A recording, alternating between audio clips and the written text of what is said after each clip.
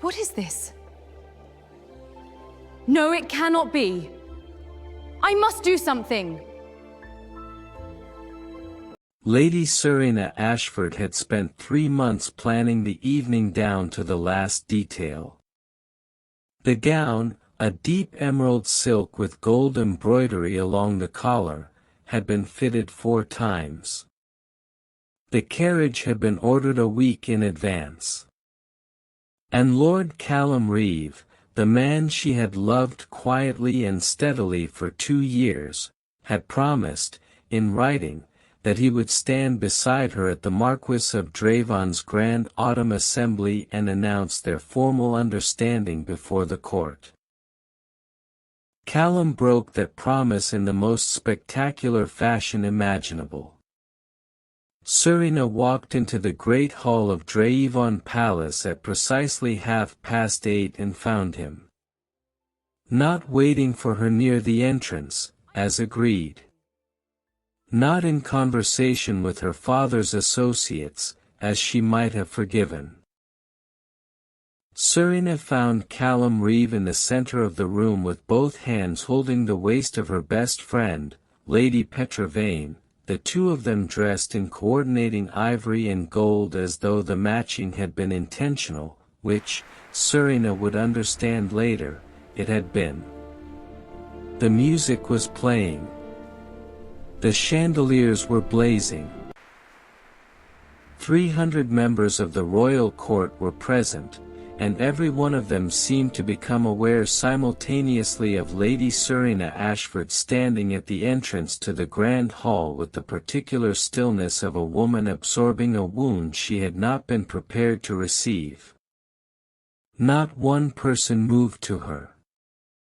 Except one. From the far side of the room, past the champagne tables and the gathered dignitaries and the sea of silk and powdered formality, a tall man in a midnight black formal coat set his glass down on the nearest surface with the unhurried precision of someone who has assessed a situation and made a decision, and began walking directly toward her. Aldrich Crest, the Duke of Varemoor, was not a man who moved through rooms. Rooms adjusted themselves around him. And as he crossed the grand hall of Draven Palace in long, measured strides, the crowd parted in the unconscious way crowds part for certainty, and he reached Lady Serina Ashford and stopped, and extended his hand, and said 4 words. "Come with me now." Serina looked at the hand. She looked at the man. She looked, once, at Callum and Petra, who had now noticed and had gone very still in the center of the dance floor. Then she placed her hand in the Duke of Varemoor's, lifted her chin, and walked out of that ballroom as though she had planned it from the beginning. She had not planned any of it. But some stories do not begin with plans. Some stories begin with a single act of grace from an unexpected direction. And the rest, as the court of Varemoor would spend the next season discovering, was nothing short of extraordinary. Subscribe. If you have not yet subscribed to this channel, please do so right now. Every single day we bring you the most gripping royal romance stories of betrayal, forbidden love, fearless women and powerful men who choose exactly right when it matters most. Tap subscribe and ring the notification bell so you never miss a chapter. Now let us return to Serina and the Duke who crossed a room for her. The room that watched. Lady Serina Ashford was 24 years old and had been raised, as most daughters of the lesser nobility were raised, to understand that her value in the world was inextricably connected to her composure. A noble woman did not weep in public. A noble woman did not raise her voice, display disorder, or allow the court to witness the interior of her emotions. Whatever turbulence moved beneath the surface was to remain beneath the surface, managed with the same precision that one managed correspondence or household accounts. Serina had always been exceptionally good at composure. She was standing in the entrance of Drayevon Palace's Grand Hall with 300 people watching her, and composure was the only thing preventing what was happening inside her chest from becoming visible to all of them. Callum Reeve. Lord Callum Reeve, youngest son of the Earl of Fenwick, charming and fair-haired and possessed of the particular quality of warmth that drew people toward him the way light draws insects, a warmth Serina had spent 2 years believing was directed specifically and exclusively at her.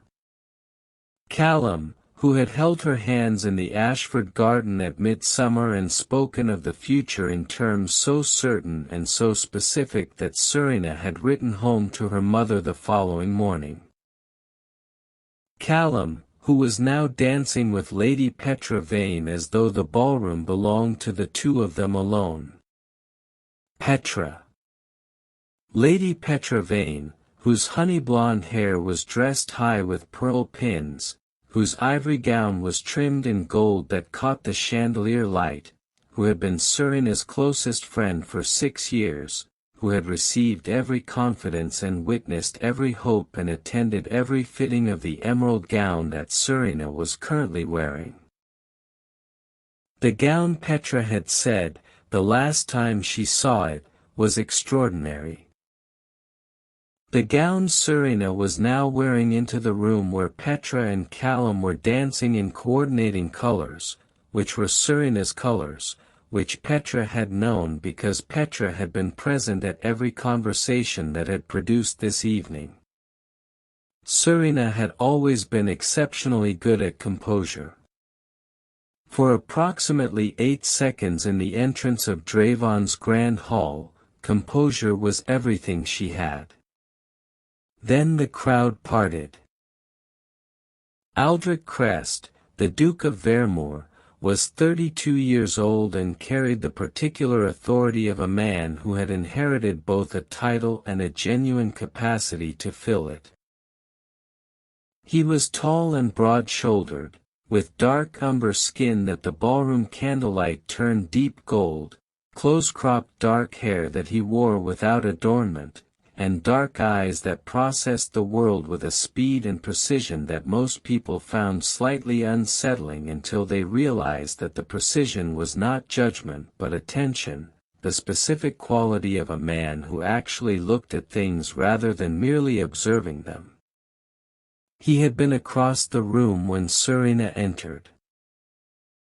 He had been in conversation with the Marquis of Drayevon himself, which was not an insignificant social position to abandon without cause. The Marquis was a man of considerable influence and considerably more ego, and departing his side mid-sentence required both confidence and a reason.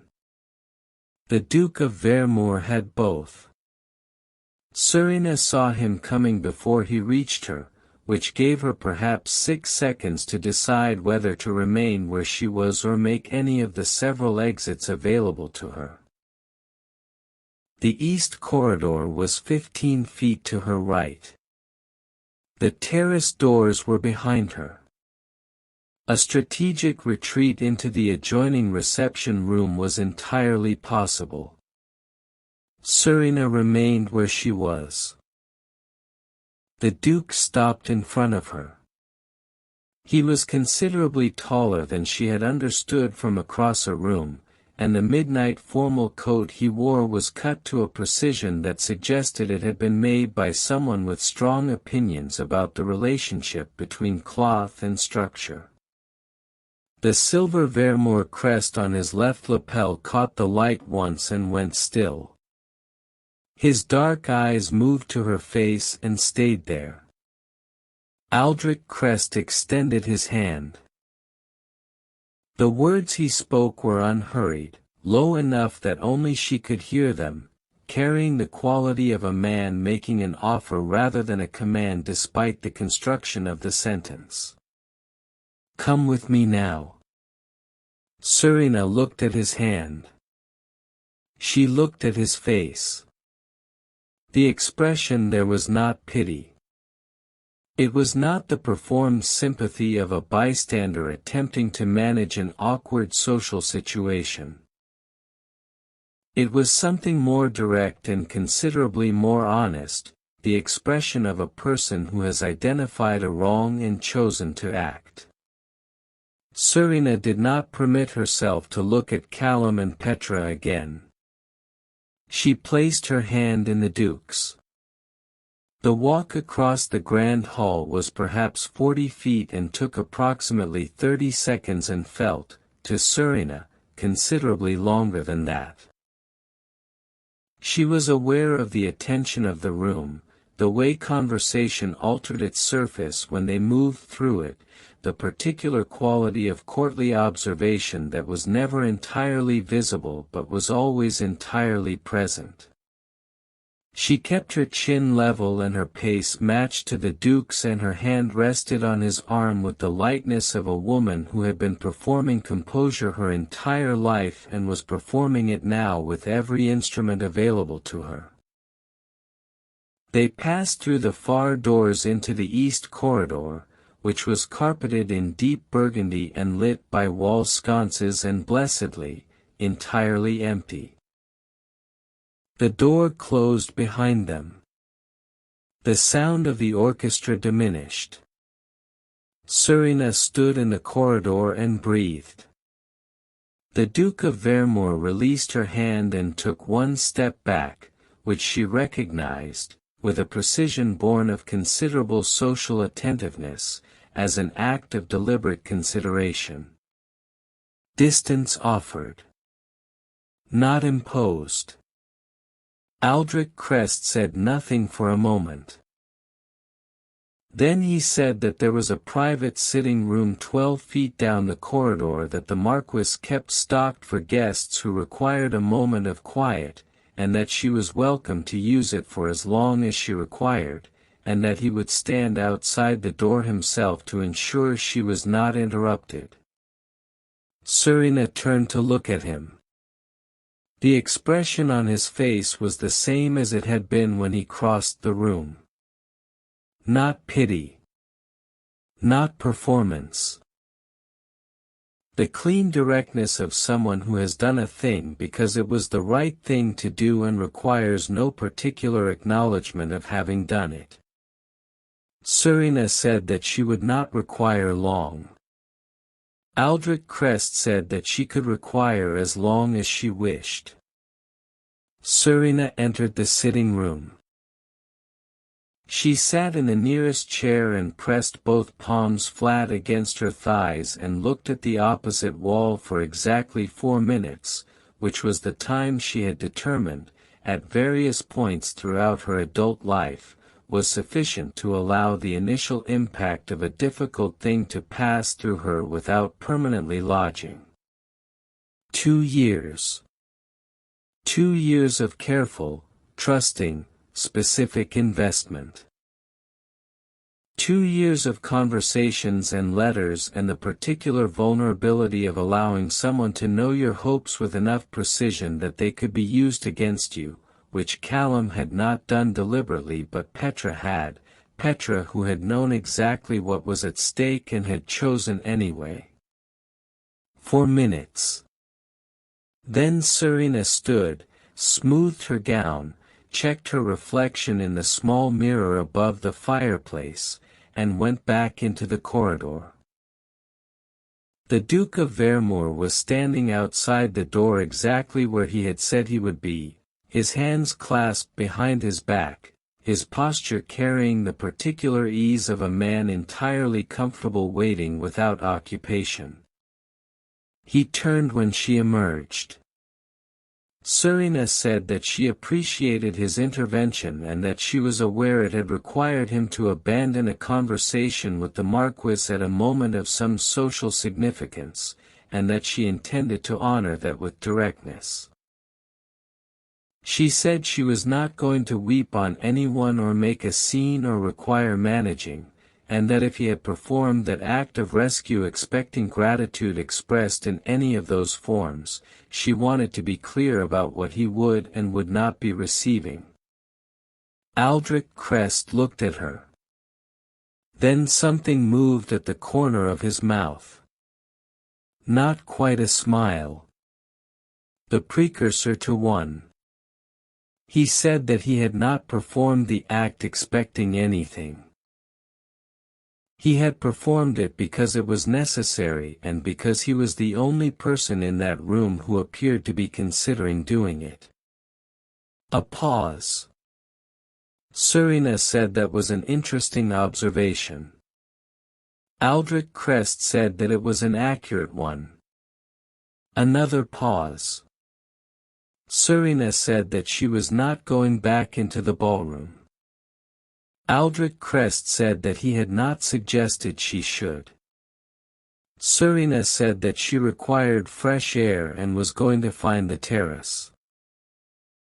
Aldrich Crest said that the east terrace was accessible from the end of this corridor and that he knew because he had been to this house many times, and that if she did not object to company, he would walk with her. Serina considered this for a moment. Then she said that she did not object.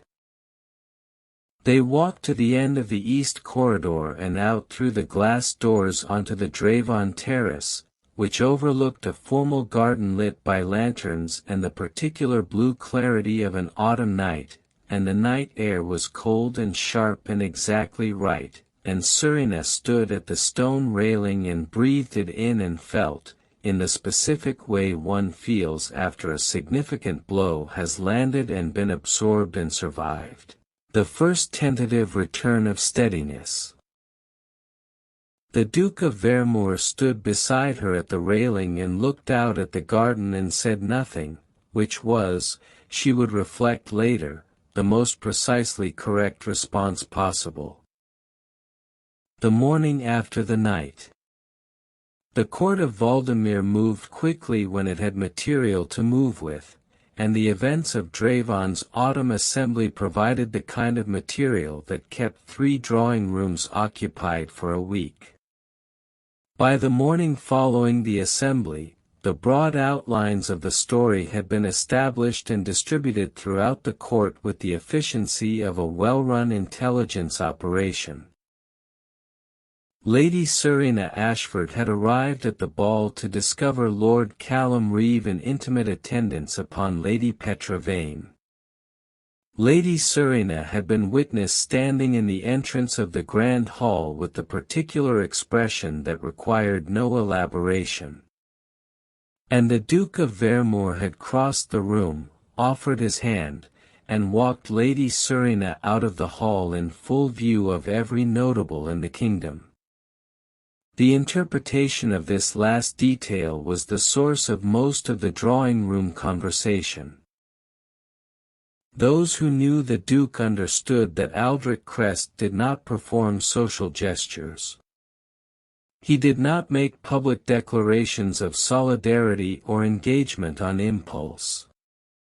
He was not, by any assessment, a man given to theatrical rescue. He was known for precision and reserve and a specific capacity for silence that less composed people found oppressive. That he had crossed the Dravon ballroom in full public view to offer his hand to Lady Serina Ashford was, to those who knew him, a statement of considerable weight. Those who did not know him speculated freely and inaccurately. Serina was aware of all of this before she had finished her morning tea. She received the information through her lady's maid, who received it through the household's network of domestic communication, which in any noble house of standing was considerably more sophisticated than its employers typically acknowledged. By 9:30 Serina was fully informed, sitting at her writing desk in the east morning room of Ashford House, composing a letter to no one in particular simply because the act of writing steadied her hands. Her mother had written. Lady Ashford's letter had arrived with the morning post and was precisely what Serina had expected, a combination of maternal distress, practical inquiry, and the particular kind of "I told you so" that was never stated directly but permeated every sentence. Serina set her mother's letter aside and opened the second piece of correspondence. The seal was one she did not immediately recognize. Dark wax with a stamp she had to examine closely before she placed it. A crescent above a falcon in flight. The Varemoor crest. Serina set down her pen. She read the letter. It was short. Aldrich Crest wrote the way he appeared to speak, with the economy of a man who had decided which words were necessary and omitted the rest without ceremony. He wrote that he hoped she had rested adequately. He wrote that he was aware the morning after such an evening carried its own specific difficulties and that he did not wish to add to them with unwanted correspondence, but that he found himself compelled, on reflection, to say one thing.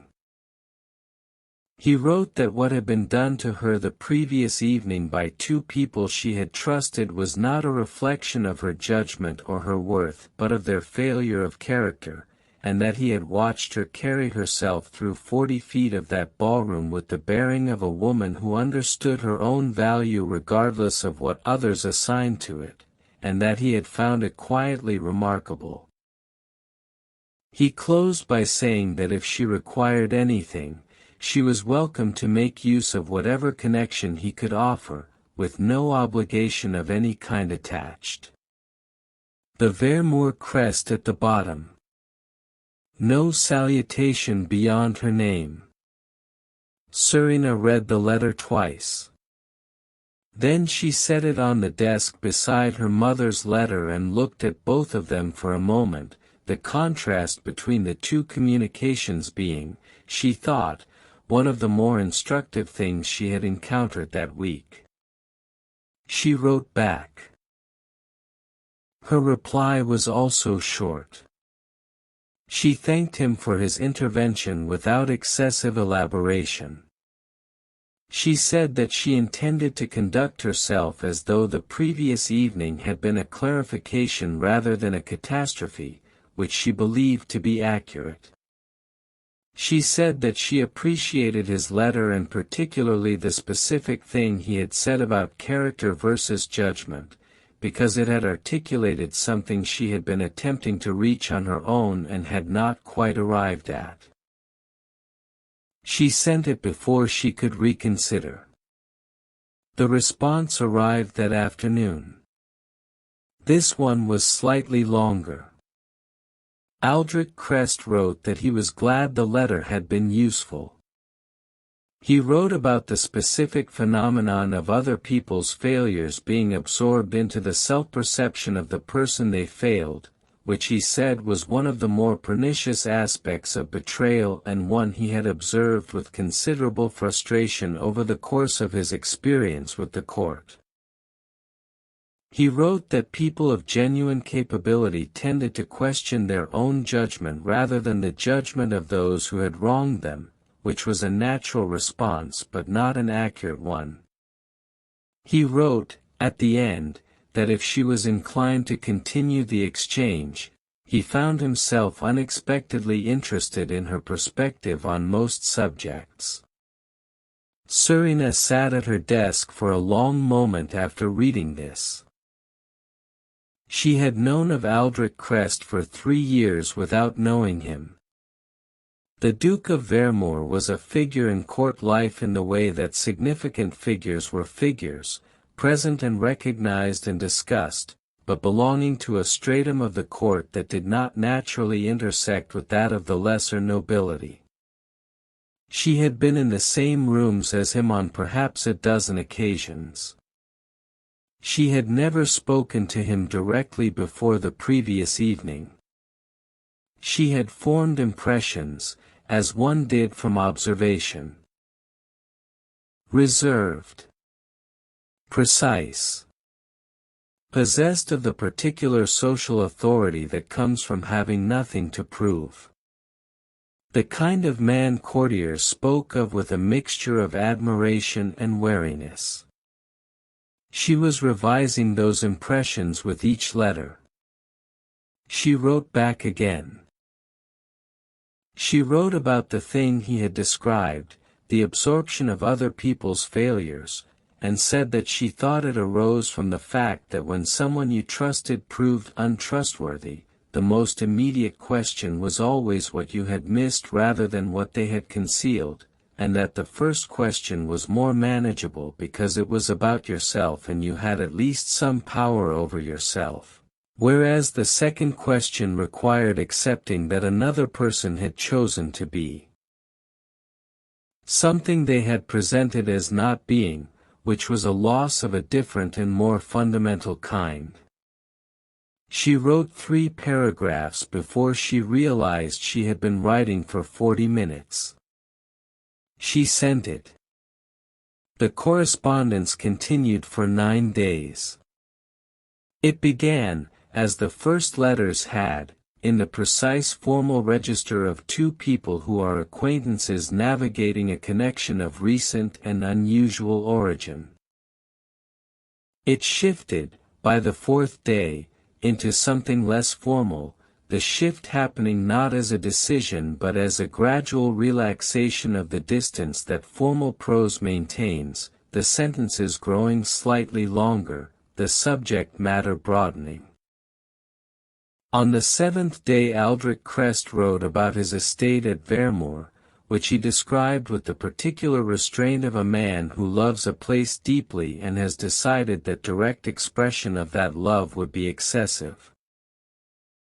He described the northern moors in autumn in a single paragraph of such specific and unperformative observation that Serina read it twice and then went to the window of the morning room and stood looking at the Ashford gardens as though she was trying to see the moors he had described. On the 9th day he wrote that he would be attending the Crown's harvest convening at the Royal Hall in 4 days and that if she intended to be present, he would consider it a privilege to continue the conversation in person.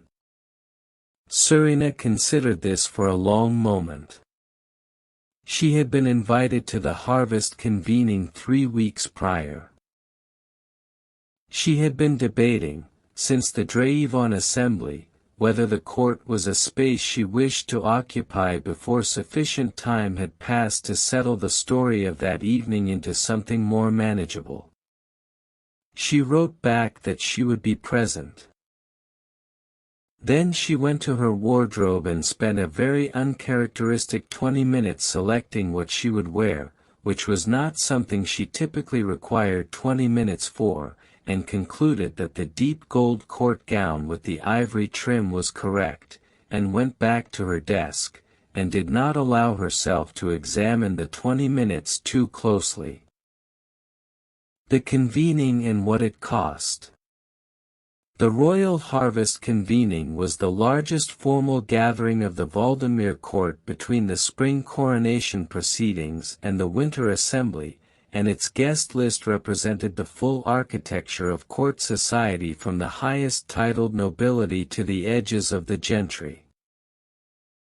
It was held in the royal hall of the Palace of Varemoor, a space whose proportions suggested that the architect had been personally commissioned by the concept of grandeur, with ceilings that could have accommodated a second floor and windows that filled the eastern wall from 12 feet to 40, and the light that came through them on a clear autumn morning was the kind of light that made everyone present appear more significant than they actually were. Serina arrived with her father, Lord Ashford, who was a quiet man of moderate political influence and considerable personal dignity and who had said nothing about the Drayevon assembly beyond one careful, measured statement that his opinion of Lord Callum Reeve had never been high and that he was glad Serina appeared to be in steady health. It was, in the language of the Ashford family, a declaration of unconditional support. The court had done what courts do. In the 2 weeks since the Drayvon assembly, the story had been processed, interpreted, assigned meaning, and distributed in its final form. Lord Callum and Lady Petra were now understood to be in a formal understanding.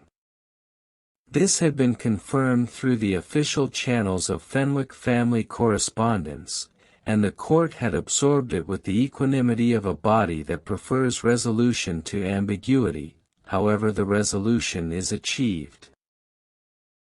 What the court had not yet resolved was the question of the Duke of Varemoor's involvement. Serina felt this the moment she entered the royal hall.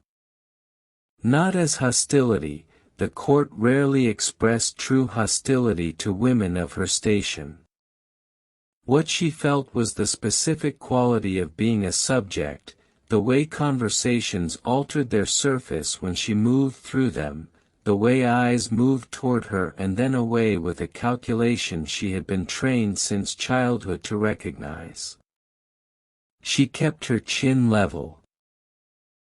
Her father steered them toward the Ashford family associates and Serina permitted this, engaging in the social exchanges required of a convening with the facility of a woman who has been managing her own public presence since adolescence. She was warm and composed and entirely present in each conversation and nowhere near any of them in the place where she was actually thinking. She was looking for the Duke.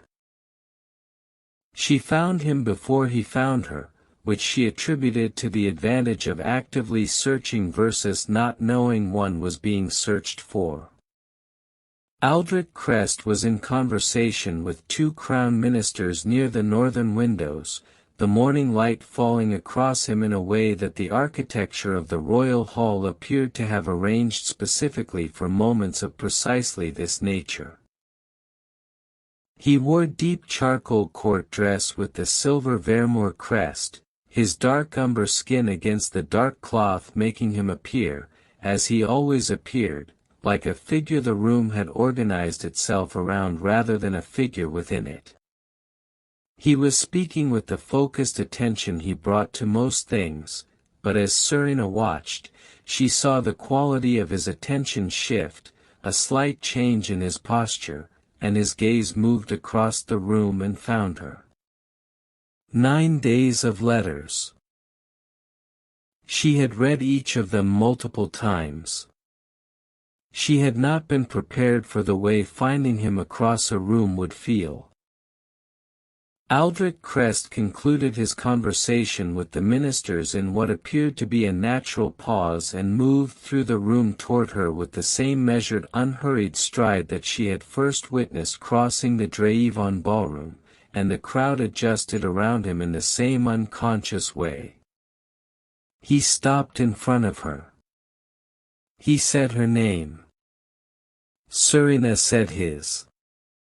The exchange was, in its surface content, entirely ordinary.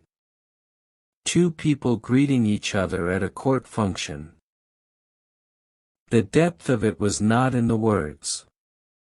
Her father observed this exchange with the specific attentiveness of a man who had been hoping to see exactly this and was now carefully not showing that he had been hoping for it.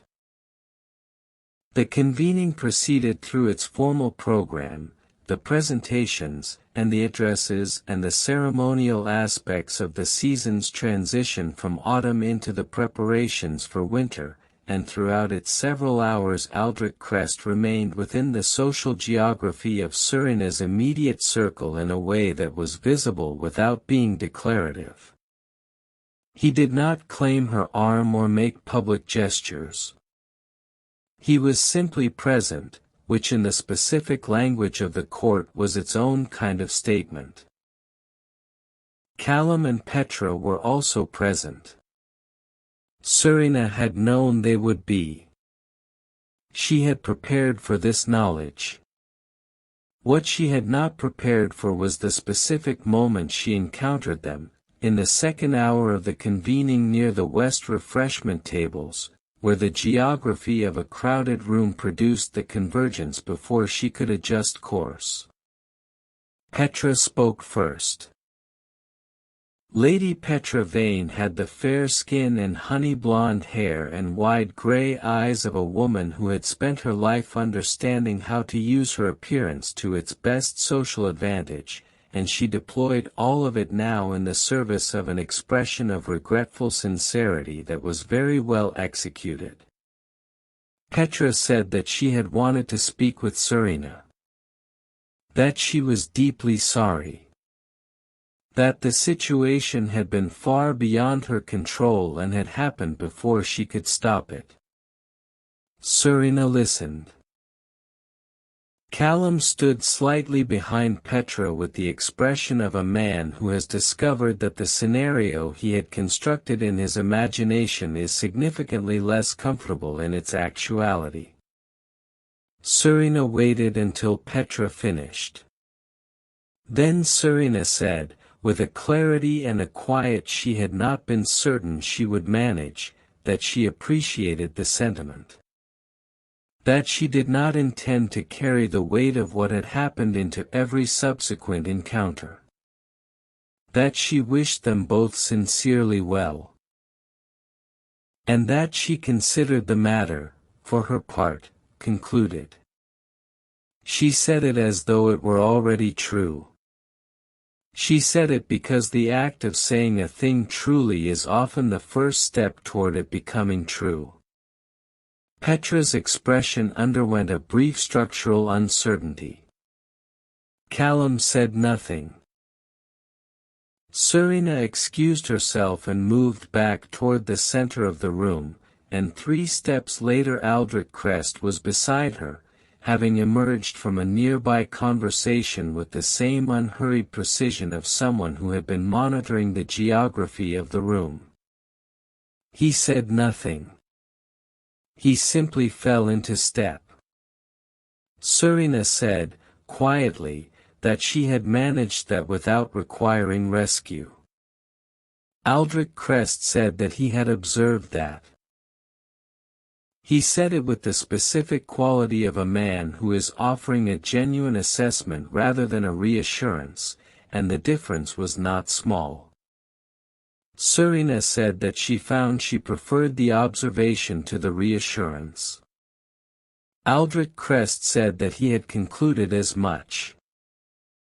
The remainder of the convening passed with the quality that Serina had come to associate with the Duke's company, a specific ease that was not the ease of familiarity but of compatibility, the sense of being in the presence of someone whose rhythms matched hers in a way she had not encountered before and could not yet entirely name. As the formal proceedings concluded and the assembly moved toward the informal social portion of the afternoon, Aldrich Crest said that the palace gardens were accessible through the west corridor and that if she preferred the open air to the remaining 2 hours of indoor assembly, he would be glad to accompany her. Serina said that she would like that very much. They walked through the west corridor and into the palace gardens, which were in the last extravagance of autumn color, and the afternoon light was the particular gold that belonged to the final weeks of the season, and they walked the main path without hurry and the conversation was easier and more immediate than any 9 days of letters had fully prepared her for. Aldrich Crest spoke about Varemoor with more openness than he had written about it. He spoke about the estate's eastern moors with the direct affection that his letter had restrained, and the affection was considerably more moving for being direct.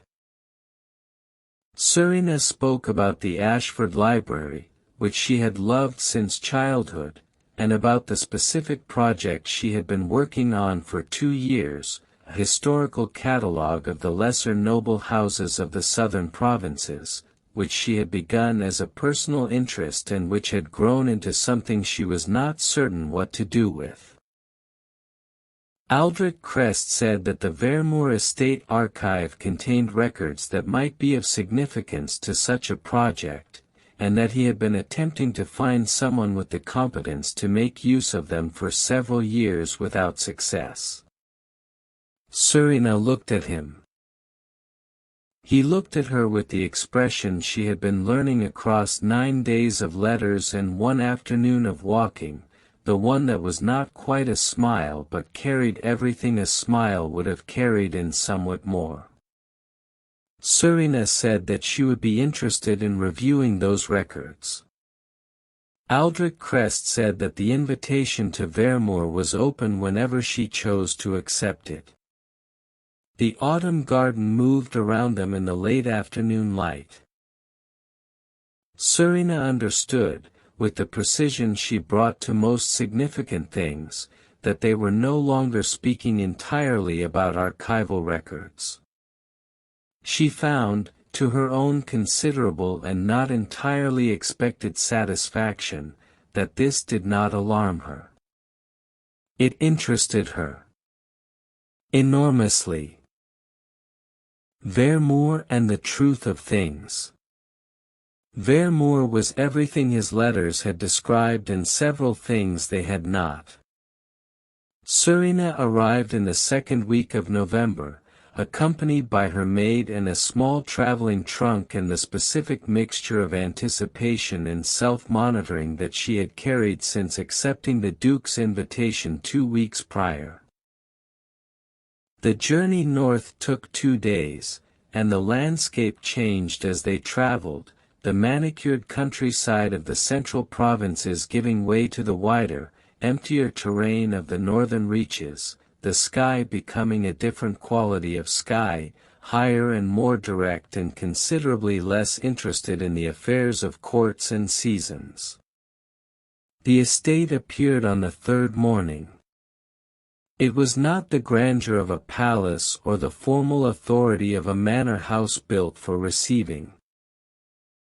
Varemoor was something older and more rooted, dark stone that had been there long enough to look like a natural feature of the landscape, 3 wings arranged around an inner courtyard, the eastern moors beginning beyond the north boundary wall and extending to the horizon in the particular unbroken way of spaces that have not been organized for human comfort.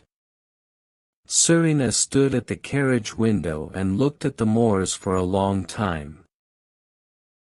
Aldrich Crest received her in the entrance hall with the ease of a man on his own ground, which was a different quality from the composed authority he carried in court settings.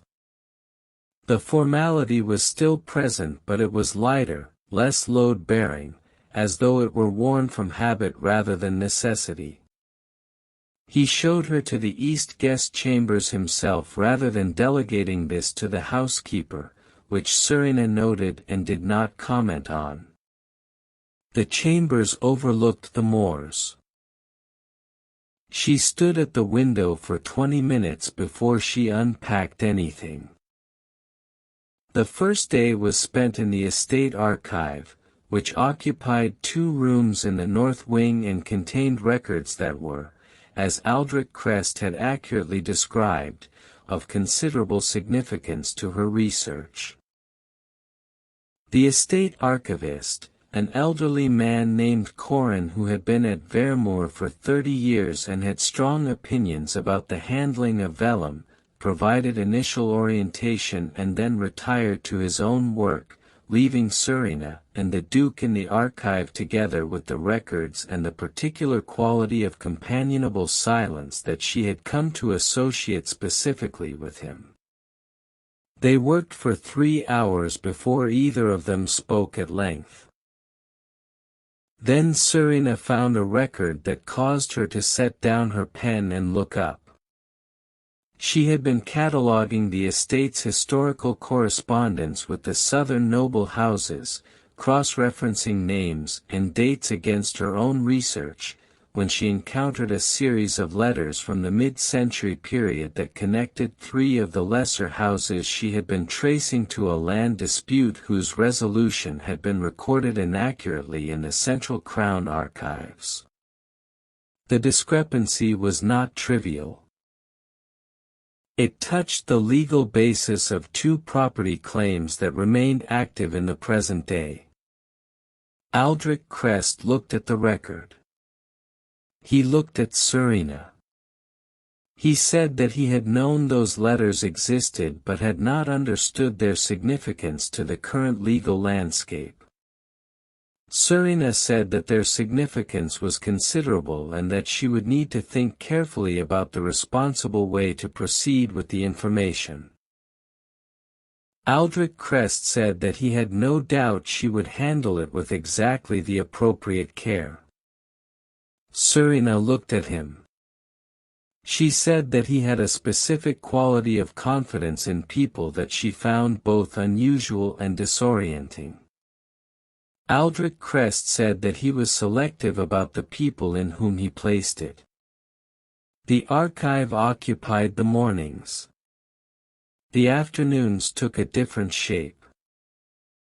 On the first afternoon Serina walked the eastern moors with Aldrich Crest and his hound, a large grey dog of indeterminate breed named Casper, who moved through the heather with the assurance of a creature entirely at home in open space.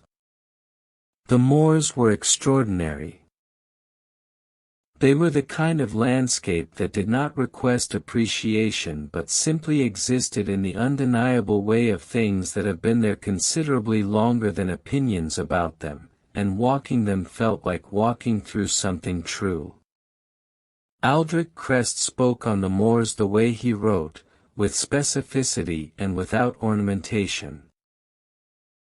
He spoke about the estate's history, about his father and the decisions that had shaped Varemoor into what it currently was, about the specific responsibility of a title that was not merely a social distinction but a functioning administrative obligation to the land and the people on it. Serina listened and asked questions, which she had always found more interesting than supplying answers.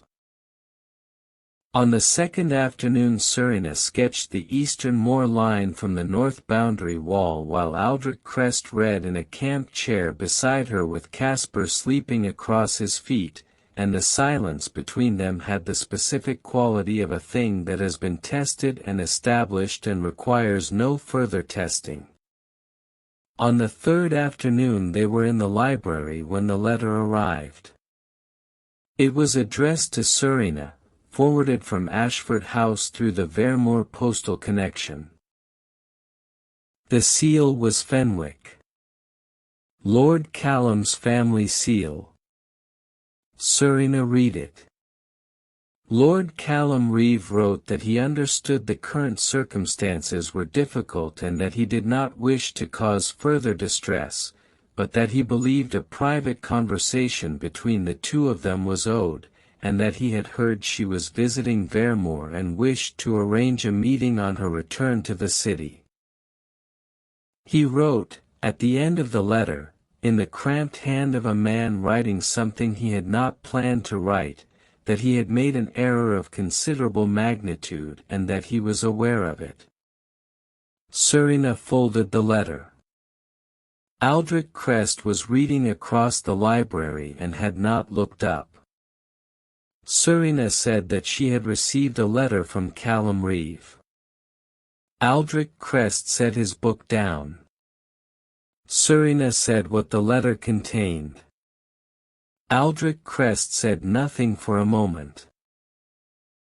Then he said that the choice of how to respond was entirely hers and that he had no position on it beyond hoping she would consider what she actually wanted rather than what seemed most gracious.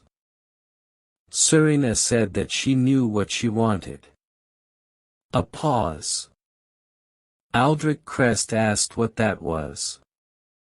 Serina looked at him across the library. At the phase she had been learning since a ballroom in autumn, across 23 days of letters and 3 days of moors and archive rooms and shared silence and the particular quality of being seen that was not about being observed but about being known, the specific experience of a person who had been looked at many times and had finally encountered someone who was actually looking. Serina said that what she wanted was to finish the archive project. That she wanted the discrepancy in the Crown records to be addressed through the appropriate legal channels. That she wanted to continue the Moor walks. That she wanted Caspar to stop sleeping on her sketchbook. The trace of a smile moved across the Duke's face. Serina said that she also wanted to stop pretending she did not understand what had been building between them since he crossed a ballroom to offer her his hand, because she was not a woman who pretended well and the effort of it was becoming considerable. Aldrich Crest rose from his chair. He crossed the library. He stopped in front of her and looked at her with the full directness that had always been his most consistent quality, and what was in his expression now was not the reserved precision of a duke at a formal function or even the measured warmth of their correspondence. It was something more primary, more simply and irreducibly felt. He said that he had crossed that ballroom because something in him had identified, in the space of seeing her standing in that entrance hall with 300 people watching and not one moving toward her, a specific clarity about what he wanted. He said that he had been waiting for a context in which it was appropriate to say so and that he was not certain he could wait considerably longer without the waiting becoming dishonest.